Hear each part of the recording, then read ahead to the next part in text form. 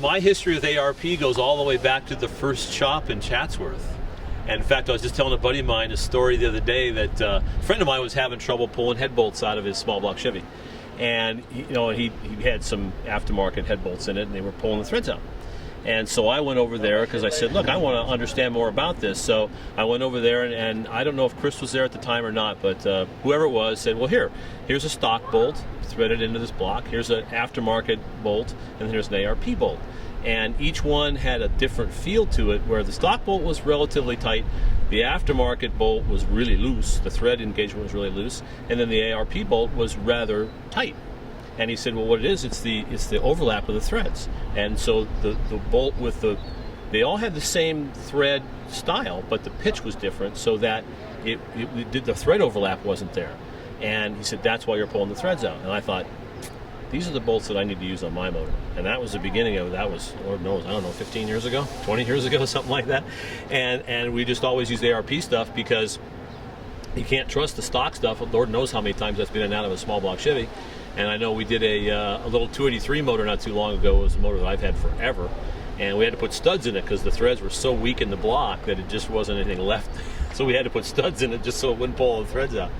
But yeah, we've just been using ARP stuff forever. And I'm putting the nose wheel together right now, a 455 motor. And it's got your head bolts in it and the studs. And just because I don't want to take a chance anymore. And but it's always good stuff. And Chris has always been really good to us, so he says, come on out here and hang out. It's like, okay. Gets me out of the shop, too. I don't have to work on that. The last biggest project was probably our 404 cubic inch LS motor. We took a stock 6-liter iron engine and put a stroker crank and rod spin on Molly pistons and 10-to-1 compression motor with a set of just a set of LS heads on it, rectangle port heads, and we made 560 with a carburetor. Actually, we were kind of disappointed. It's so interesting now. Small block Chevy, if we'd have talked about this 10 years ago, 550 horsepower from a 400 cubic inch small block Chevy, we'd have been doing handsprings. And now the expectation is so much higher that what used to be 400 horsepower was the level, now it's 500. And what was 500 is now 600, and what was 600 is now 800.